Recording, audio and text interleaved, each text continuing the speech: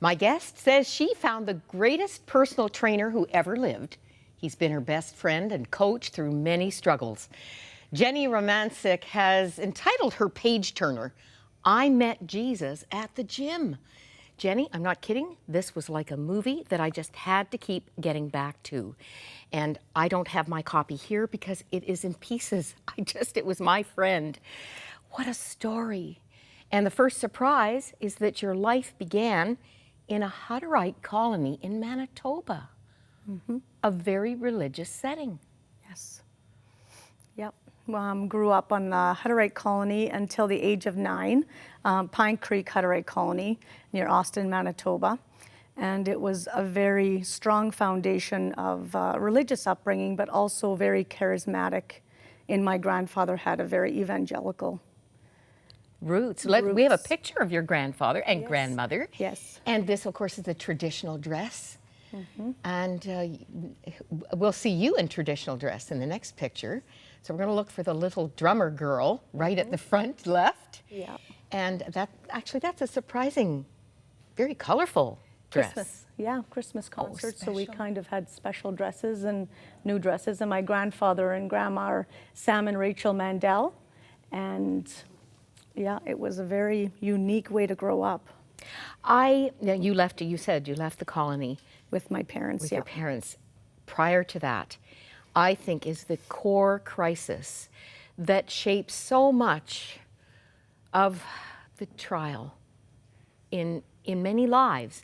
Yeah. And it's the death of your little brother at the age of 6. Yes. Tell us what happened. So it was Thanksgiving weekend, and it was supposed to be like a beautiful traditional Hutterite weekend. My other Grandma Anna, was coming for a visit. There was heightened anticipation, and my father decided to do some chores in the morning, and in the event of that morning, he accidentally ran over my little brother named Glenn with a tractor. You know, this is a book about healing.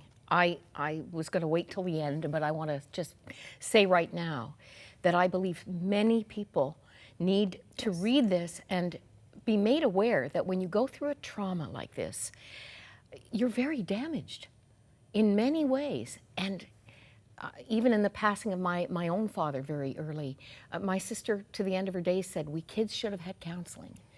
You would attest to that.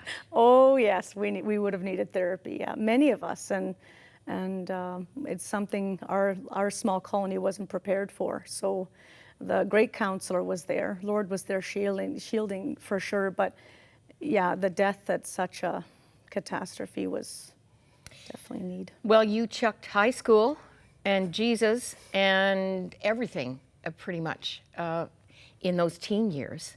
And it led to some real issues in your life. Yes, definitely. You called me a high school rebel.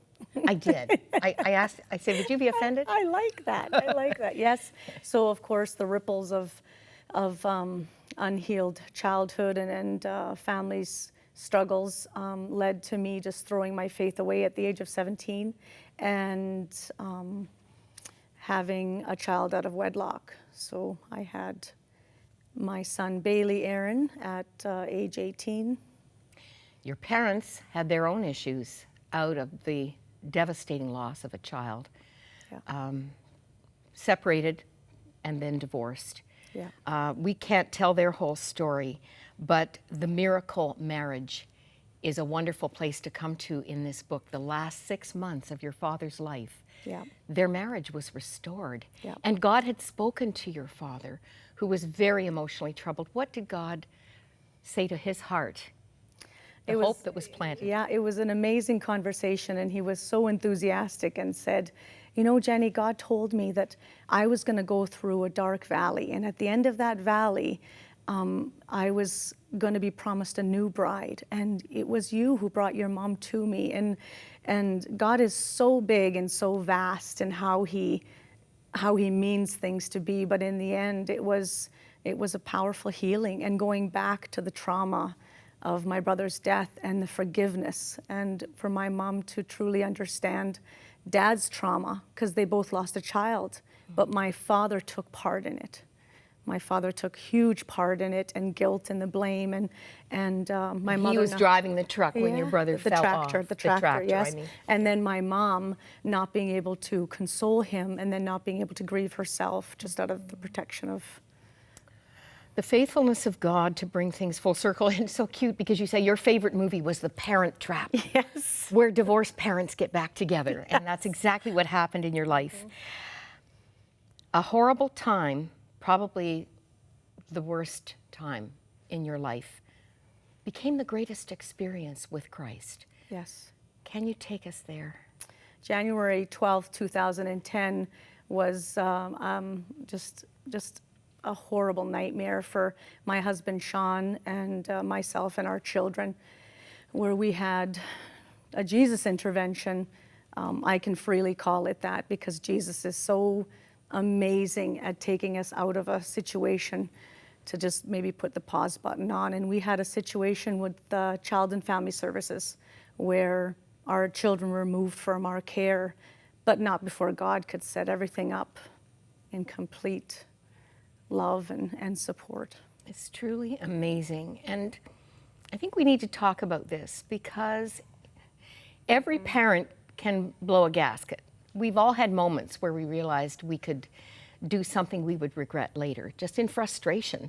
Yes. You had postpartum depression with all of your children. You're the mother of 4. Yeah. And particularly with the last 3. Mm-hmm. Your eldest son had emotional issues that probably weren't fully diagnosed. Right. There was some awareness of medication adjustment. Mm-hmm. There was a whole lot in Yes. this stew that blew into an overreaction, but not what it was labeled to be. Exactly. But the shock of having social services and the police at your door, and then being told that you were being removed from, the children were being removed from your home. Yes. How did the Lord reshape that whole situation?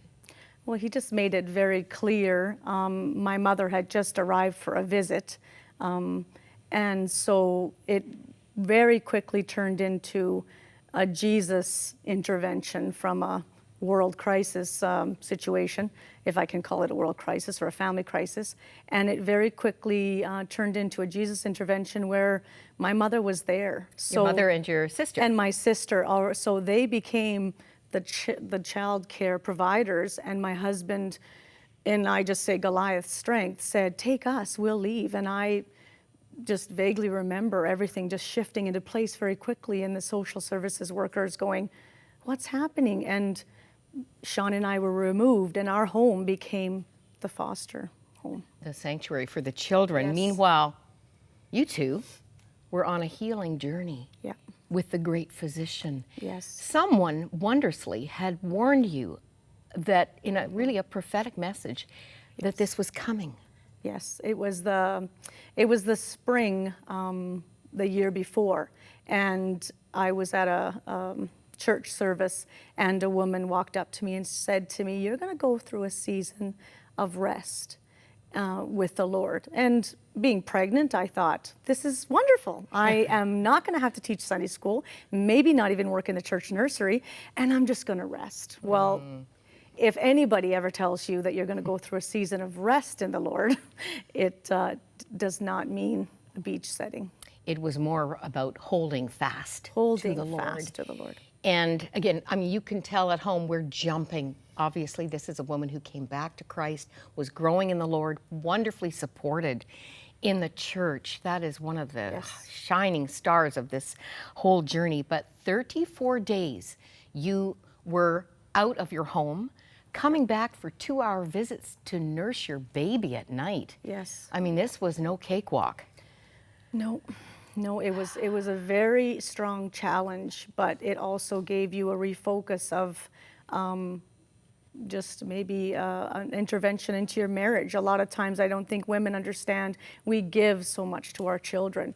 Well, we believe in a father that is so able to love and care for our children without our help. But sometimes the marriage is where you need to be, and I needed to refocus and Sean and I both, our attention back to one another. All charges dropped. It's just miraculous to read about this. Meditating on God's Word is a point that you emphasize. You needed the Word of God. Yes. And your personal trainer wasn't done with you yet. No. It was during this chapter that you really met Jesus. Yes. At the gym. Yes. And he had things to say to you and a work to do in your heart. It was an incredible time. In those 34 days, Sean went to work. And what was I to do? Well, I love just the feeling of being at the gym and walking and listening to your worship music and just having that quiet time to work on yourself and your physical and emotional state. While I was walking around the walking track and tears were pouring, and it all climaxed to the point of, God, why? Why so big? Why so huge? Why the police? I just don't understand, to where God said in my spirit so strongly, Jenny, I need you to heal. And in order for you to heal, I had to take your biggest distractions away. I don't believe he calls our children distractions. I think we sometimes feel that they are. It was intensive care. It was intensive care. And your dear husband, Sean, is here today, the man of your dreams, your cowboy. He was very bold when you went forward at church on a very significant day. Just give us that page.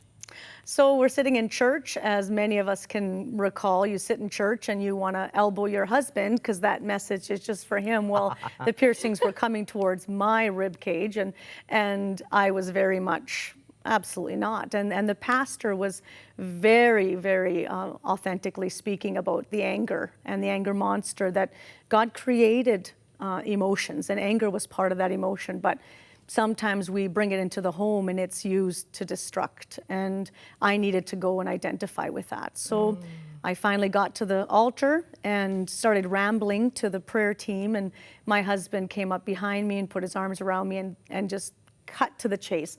My wife has brought the anger monster into our home and she doesn't want to give it up. And that moment was, what? And you know, it was right. Anger was safe for me. It was protective. It was my friend. Wow. And to let that monster of anger go, and the power that it brings, and it's an addiction. It's very much a real thing for many people. Very important confession from a maturing Christian at this point. The Lord's not done with any of us, and I know that's one of your slogan is get more of Jesus in and self out. I so encourage you. Fascinating insight into the Hutterites as well, really. It's a well-written book, and like I say, it's like a movie. I had to keep getting back on what's going to happen next. And what could happen as you read is that you will identify your own need and have the courage Jenny had to take it to the great physician and let him do what only he can do in our hearts. Jenny, thank you so much. Going to keep an eye on you. Thank you.